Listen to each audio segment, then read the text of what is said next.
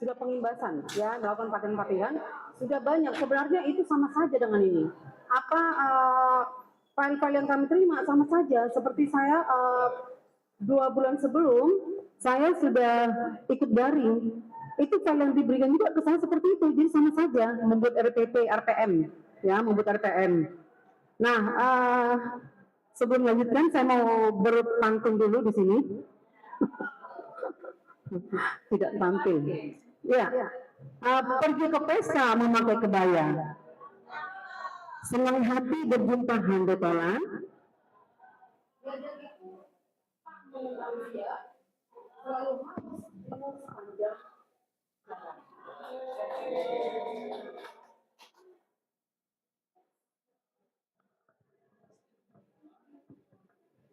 Ya, pembelajaran transformasi teacher. Jadi bertransformasi. Harapannya Bapak Ibu, pesan dari para pembicara, para narasumber, Bapak Ibu, kita bertransformasi. Apa yang sudah kita dapatkan dari Bapak Ibu pengimbas, lalu kita transformasikan. Ya, kita terapkan dalam dunia pembelajaran kita, ya, belajar mengajar.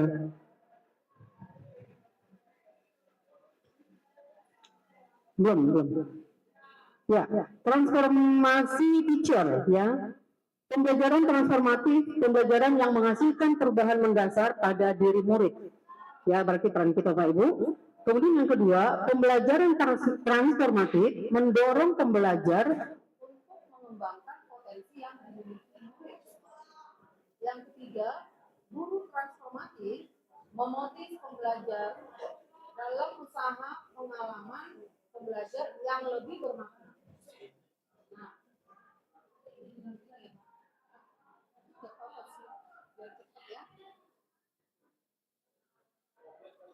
ini kata kita juga, ya. Guru yang biasa-biasa saja memberi materi. Guru yang baik menjelaskan, guru yang unggul memberi contoh, guru yang hebat memberi inspirasi. Ya. Kemudian berarti guru menginspirasi adalah guru transformatif.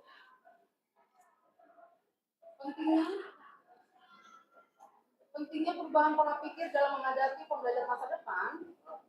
Jadi ada pola pikir, ya pola pikirnya, ya tindakannya apa, nanti akan datang. Ini pesan dari Bapak Pembimbing Indonesia kelompok pendidikan Bapak kita, ya, yang membuat kita menjadi seperti ini.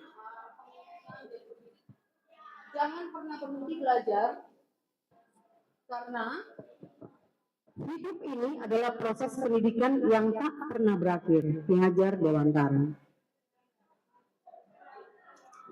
Lanjut, Bu Nadia. Skip, lanjut. Terus, ya, ini dia. Perubahan pembelajar ini sangat banyak nantinya Bapak Ibu. Bisa saya bacakan semuanya. Intinya, ini yang pertama saya baca. Mengajak siswa untuk jeli dalam mengamati dan kritis dalam bertanya, berani mencoba. Nah, kalau selama ini terus terang saya sendiri, ya,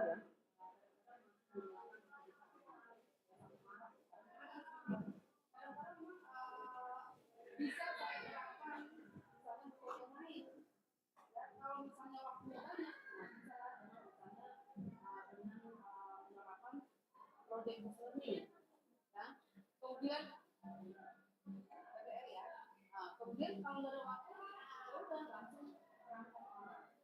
Nah, jadi intinya yang kedua, belajar dengan beraktivitas, paham karena melakukan. Siswa diajak untuk berpikir, bukan hanya contohnya dalam soal menjelaskan. Boleh menjelaskan tapi bukan menjelaskan apa. Ya, atau tapi bisa dia membuat jawaban dari. Tidak saya baca apa semuanya, ya, Pak Ibu. Ya, nomor 10. Keterampilan dapat terbentuk konkret, abstrak, fiktif tindak, dan seterusnya. Ya, lanjut. Pembelajar masa depan. Next.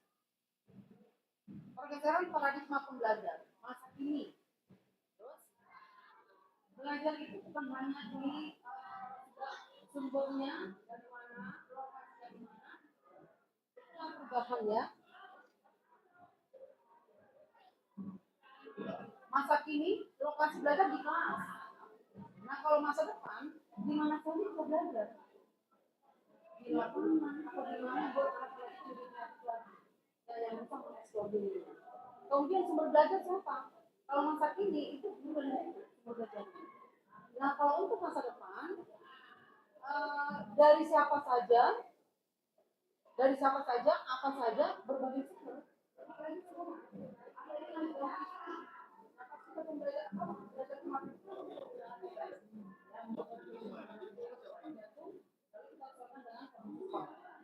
Ya, kemudian kapan belajarnya? Jam pembelajaran itu kapan saja? Kalau masa kini jam belajar itu 4 jam pelajaran dari jam 7 sampai dengan jam 2 dan seterusnya. Kalau masa depan kapan saja di mana saja. Ya dengan mudahnya bisa masuk ke materi-materi yang diinginkan. Demikian juga bisa masuk materi. Nah kemudian teknologi digital,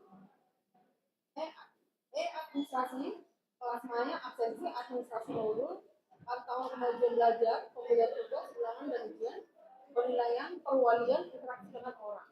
Ya. Kemudian kalau masa kini perlu asesmen kesiapan sekolah dalam melaksanakan pembelajaran masa depan.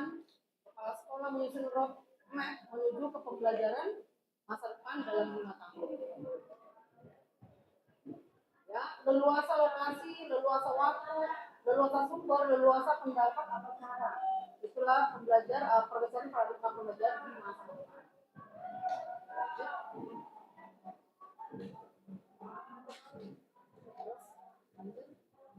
Nanti materi Bapak Ibu saya cari dulu supaya kita bisa belajar. Karena materi baru semua. Sudah, berarti satu.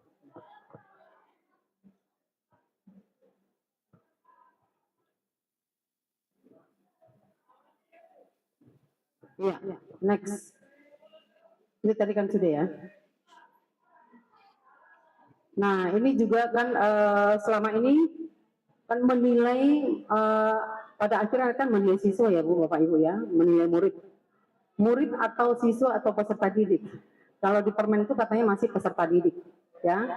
Nah, ini murid berubah karena menteri kita berubah atau ganti gitu ya. Nah, keterkaitan perkembangan dan kompetensi. Nah, saya juga baru dengar kemarin itu kami juga peserta kemarin itu loh, selama ini aku tahu kognitif itu ya sama dengan afektif gitu ya. Ya afektif ya kognitif. Nah, ternyata bukan, ya. Itu kan? Nah, berarti keterkaitan perkembangan dan kompetensi ini, kalau afektif, kognitif, motorik itulah dimensi perkembangan siswa, ya. Sedangkan kompetensi, sedangkan sikap, pengetahuan, keterampilan itu yang dinilai kompetensinya. Nah, saya baru tahu kemarin tuh, kan sampai bingung gimana nih. Nah, baru selama awal-awal kita mendengarkan afektif sikap itu, ya udah sikap itu dalam kurung afektif gitu ya. Nah, ini ada pengetahuan baru untuk kita. Ya, lanjut. Terus.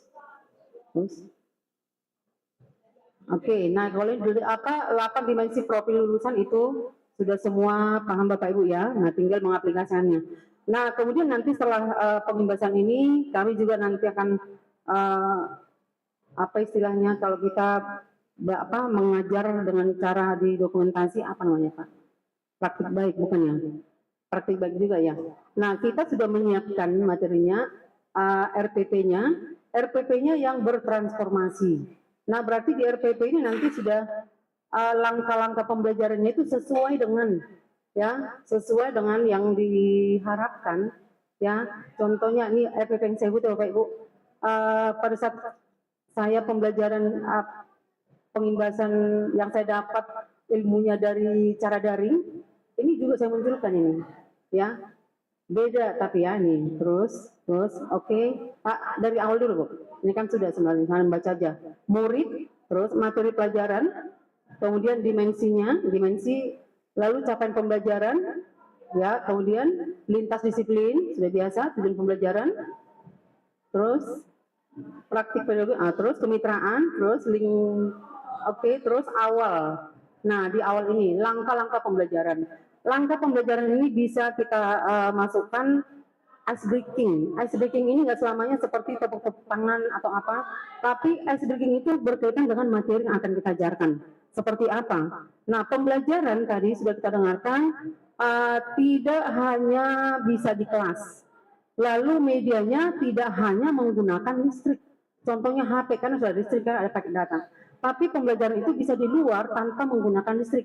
Atau istilahnya unpack katanya. Unpack itu tanpa menggunakan listrik. Contohnya apa? Ya dengan cara media-media ini. Terus. Nah ini yang saya sudah buatkan, harusnya ada permainan. Tapi ini sudah langsung pendekatan ke materi tersebut, sudah masuk dalam materi. Ya, sebetulnya permainan ini. Saya materi tentang dinamika kependudukan. Nah, SBK-nya selalu ada cara permainan, siapkan 3 kartu besar atau tulis 3 kata kunci di papan tulis. Ada lahir, ada mati, ada pindah. Mereka nanti memahami dengan kata-kata yang saya buatkan, lalu mereka bisa memahami, oh ini kalau gerakan saya seperti ini mati, kalau gerakan saya seperti ini pindah, kalau gerakan saya sini. Nah dari situ bisa anak-anak belajar tanpa menggunakan HP, bisa dengan cara permainan. Oke lanjut Bu, karena waktu ini. Itu aja sampai terus inti penutup. Iya. Nah ini jadi kita aplikasikan, langsung dibuatkan dulu, dibuatkan dalam RPP. Nah kita tinggal action di kelas. Seperti itu Bapak Ibu. Mari kita sama-sama. Saya juga tadi saya bilang kekurangan saya kadang-kadang saya menerapkan metode ceramah satu arah, anak-anak hanya mendengarkan. Nah itu yang nggak boleh. Nah ayo mari kita bertransformasi. Kembali ke sini Bu. Slide yang ini. Kan tadi kan saya awal dengan pantun, nggak berarti saya dengan pantun. Orang tadi dengan aja. Jalan-jalan ke kota Medan. Jangan lupa beli durian. Belajar itu memang melelahkan, namun hasilnya membahagiakan. Terima kasih.